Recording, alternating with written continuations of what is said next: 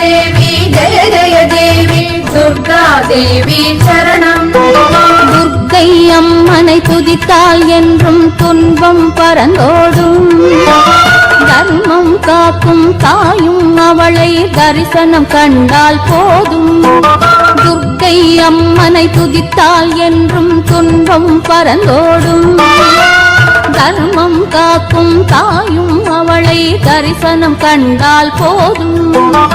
கர்ம வினைகளும் ஓடும், சர்வ மங்களம் கூடும்.